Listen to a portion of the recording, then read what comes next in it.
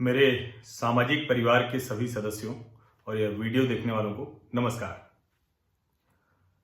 अभी यह वीडियो जो है वो मैं जब बनाने जा रहा था तो मुझे ध्यान में आया कि एक मैंने आप लोगों से कहा था कि मुहिम चलाइए कि से नो टू चाइनीज वेंटिलेटर्स।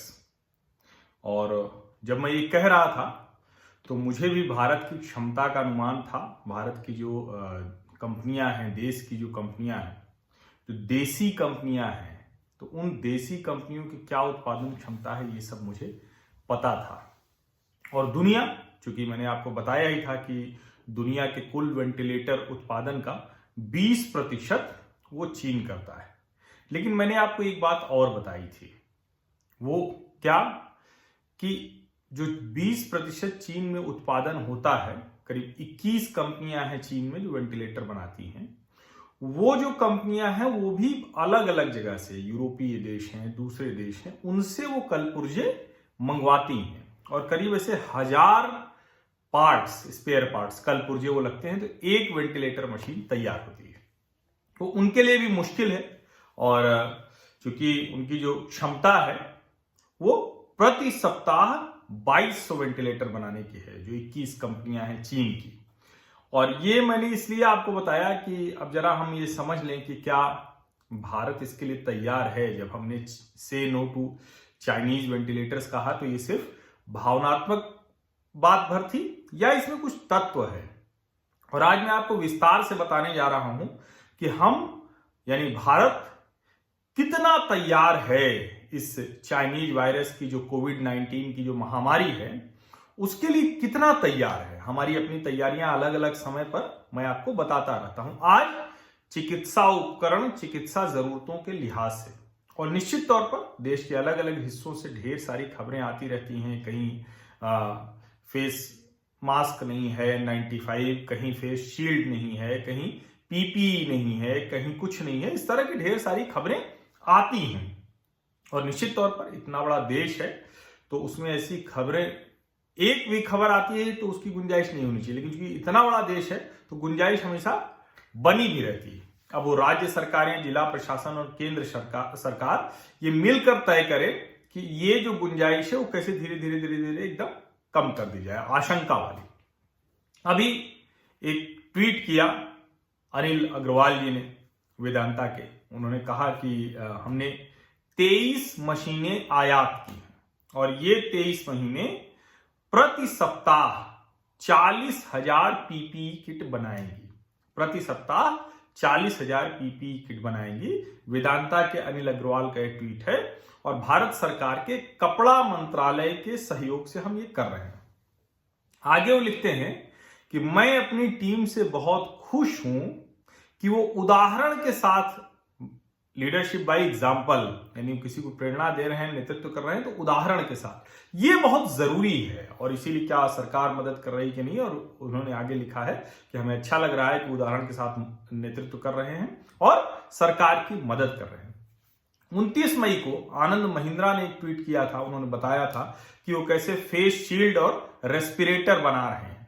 अब ये सब जो खबरें आती हैं तो कई बार ध्यान में आता है कि ये सिर्फ छिटपुट खबरें हैं या सचमुच इतना भारत की तैयारी हो गई है। और इतनी तैयारी हुई है तो आंकड़ों में क्या स्थिति है इसको समझना बहुत जरूरी है। क्योंकि भारत में, मतलब मैं कई बार बता चुका हूं कि अमेरिका में प्रति व्यक्ति औसत जो खर्च होता है एक व्यक्ति पर चिकित्सा स्वास्थ्य के लिए, वो $10,000 सालाना है। भारत में $269 सालाना। और अगर इटली की बात करें तो वो भी $7,000 वार्षिक खर्च करता है। तो ये दुनिया के अलग अलग देशों की हमारी ये स्थिति थी। अब उसमें ये चाइनीज वायरस आ गया, कोविड-19 की महामारी, तो हम कहां खड़े हैं, और खड़े हैं तो कितना तैयार हो पाए। जिस कोविड मेक इन इंडिया की हम बात करते हैं वो मेक इन इंडिया हम कितना कर पाए हैं। मैं आपको कुछ आंकड़े बता देता हूं। और इसके लिए एक एक्सपर्ट ग्रुप बना था, एक कमेटी बनी थी जिसमें सारे महत्वपूर्ण मंत्रालय के मंत्री शामिल थे, अधिकारी शामिल थे, और वो लगातार रिपोर्ट दे रही है। 24 बैठकें वो कर चुके हैं अभी इस दौरान, यानी लगभग हर दूसरे दिन ये ग्रुप बैठता है, ये समूह बैठता है और बैठना भी चाहिए क्योंकि इसकी अभी सबसे ज्यादा जरूरत है। लेकिन ये बैठते हैं तो करते क्या है, ये जानना बहुत जरूरी है। सबसे पहला इनका जो मैंडेट है वो यही कि मेक इन इंडिया को बढ़ावा देना है। जो घरेलू कंपनियां हैं वो मास्क बनाएं, पीपीई बनाएं, वेंटिलेटर बनाएं, ऑक्सीजन सिलेंडर बनाएं, नए तरह की खोज करें, तकनीक खोजें, नया कुछ काम में आने वाली चीज हो उसको खोजें, उसके लिए प्रयोगशाला बने। देखिए प्रयागशाला नहीं, प्रयागराज का रहने वाला हूं तो प्रयोग का प्रयाग हो गया। तो हालांकि जो प्रयागराज है वो प्रयोगों की धरती है, प्रयागराज अपने आप में प्रयोगशाला है। तो प्रयोगशालाएं बने। अब हुआ क्या, क्योंकि जब से चाइनीज वायरस आया और 30 अप्रैल की तारीख तक का क्या अपडेट है वो बात करनी बहुत जरूरी है।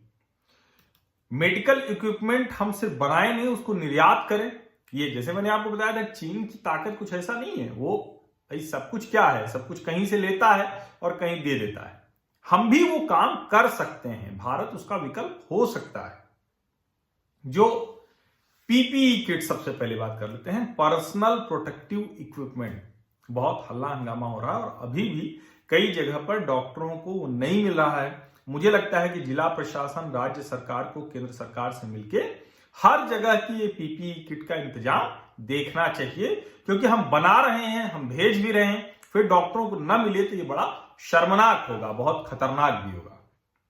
अनुमान जो है स्वास्थ्य मंत्रालय का, स्वास्थ्य एवं परिवार कल्याण मंत्रालय कह रहा है कि जून 2020 तक 2 crore PPE, personal protective equipment, यानी पूरा जो डॉक्टर पहन के रहते हैं ना, जो दिखता है आपको, सुरक्षा का उपकरण, उसकी जरूरत है 2 करोड़ से ज्यादा।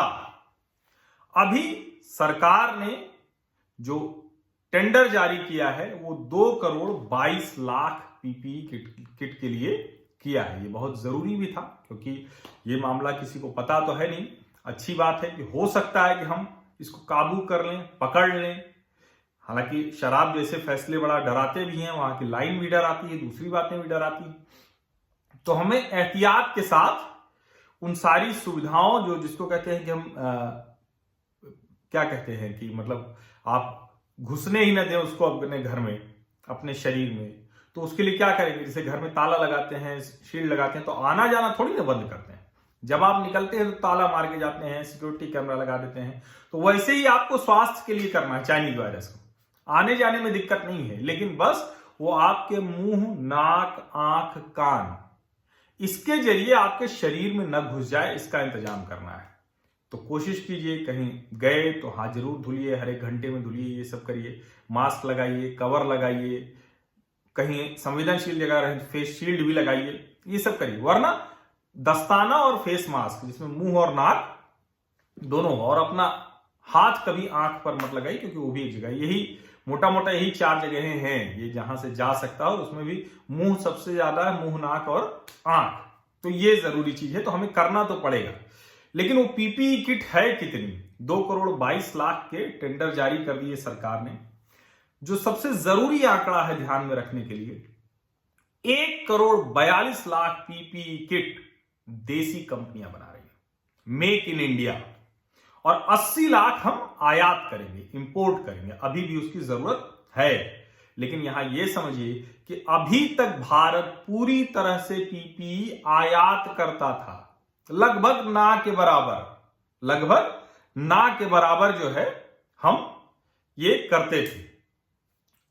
देश में अब इसे 100 से ज्यादा कंपनियां बना रही हैं। वो जो अनिल अग्रवाल वेदांता का मैंने उदाहरण बताया ना, 100 से ज्यादा कंपनियां, और 30 अप्रैल के आंकड़े के मुताबिक अभी प्रतिदिन यह कंपनियां 1,87,000 किट बना रही हैं। तो अब जब मैं कह रहा हूं कि 1,87,000 किट बना रही हैं 30 अप्रैल तक, तो जरा ये भी समझ लीजिए। मार्च 30 मार्च को 3,312, अप्रैल 6 11,027, अप्रैल 13 31,270, अप्रैल 20 88,093, और अप्रैल 30 हमारी जो क्षमता हो जाती है प्रतिदिन की, वो हो जाती है करीब 1,87,000। और हम इस तरह से बनाएंगे तो जून बीतते बीतते जब हम जून 30 को बात करेंगे तो 1,15,00,000 किट वो देसी कंपनियां बना लेंगी। तो ये तो हुई बात पीपीई की। अब N95 मास्क की। अच्छा, एक चीज समझ लीजिए कि हमको आपको N95 की मास्क की जरूरत नहीं है, हम वो नॉर्मल वाले मास्क इस्तेमाल कर सकते हैं। उसको धुल के गर्मी में सुखा के या पानी में उबाल के भी इस्तेमाल कर सकते हैं, रीयूजेबल जो होते हैं। तो उसमें क्या है, N95 मास्क भी लगभग भारत में नहीं बनता था, बहुत कम बनता था, ज्यादातर आयात होता था। अभी एग्जैक्ट आंकड़ा मैं आपको बताता हूं। अभी प्रतिदिन 2,30,000, और ये जो हमारी जरूरत है जून 2020 तक 2,72,00,000 N95 मास्क हमको चाहिए। 2,49,00,000 मास्क के लिए ऑर्डर जारी कर दिया है स्वास्थ्य मंत्रालय ने, और उसमें से भी 1,49,00,000 यानी करीब 1.5 करोड़ मास्क वो घरेलू कंपनियां बनाएंगी, हमारे अपने घरेलू उत्पादक बनाएंगे, मेक इन इंडिया। और 1 करोड़ मास्क का करीब आयात किया जाएगा, इंपोर्ट किया जाएगा।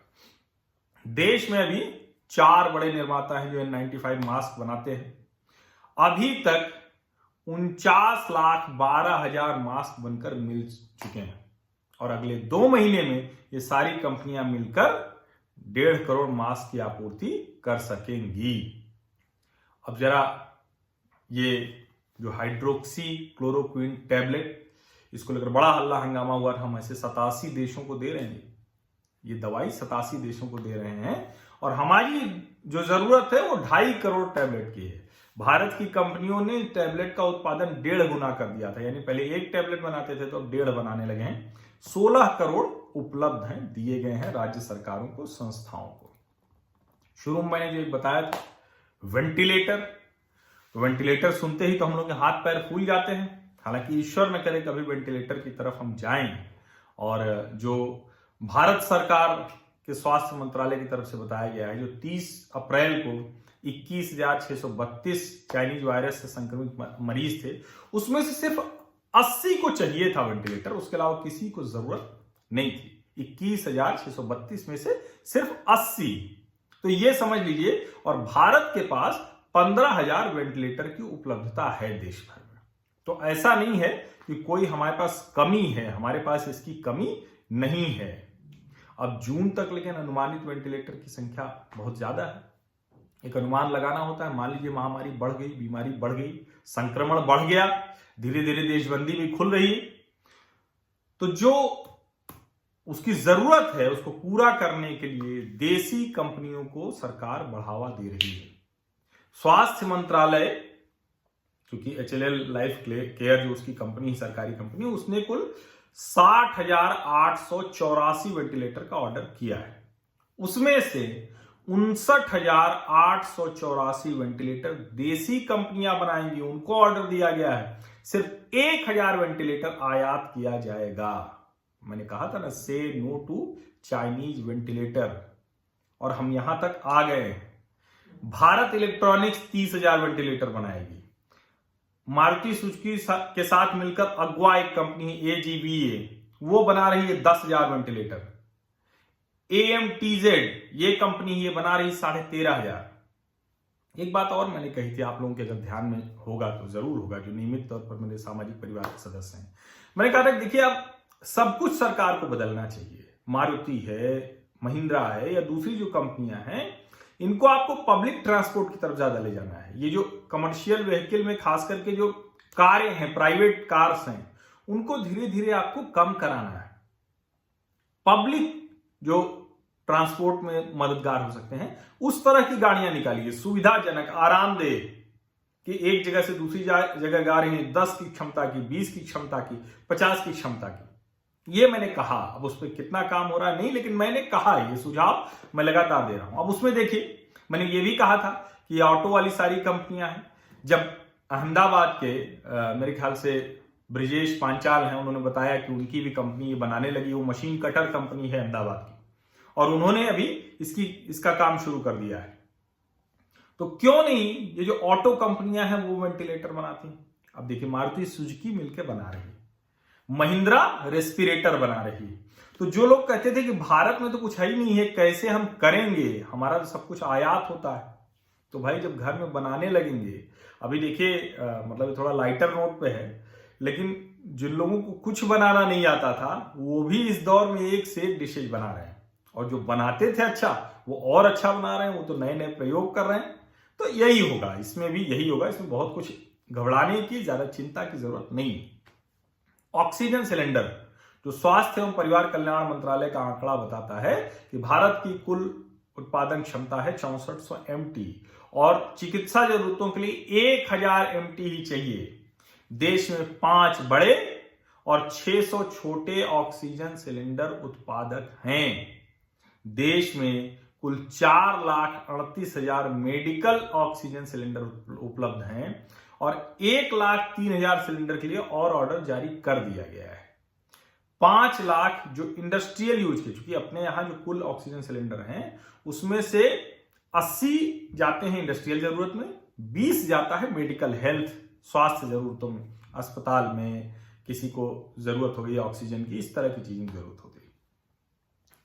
60,000 औद्योगिक सिलेंडर को बदलने के लिए ऑर्डर दे दिया गया है कि उनको इंडस्ट्रियल यूज से मेडिकल यूज के सिलेंडर की तरफ बदला जाए। दूसरा, 5 लाख जो है वो बदले जा सकते हैं, उपलब्धता है, तो ये भी समझना बहुत जरूरी है। एक और जरूरी चीज जो कहा जाता है कि भारत कितना शोध कर रहा है, नई चीजें कितनी खोज रहा है, तो DRDO लगातार खोज रहा है।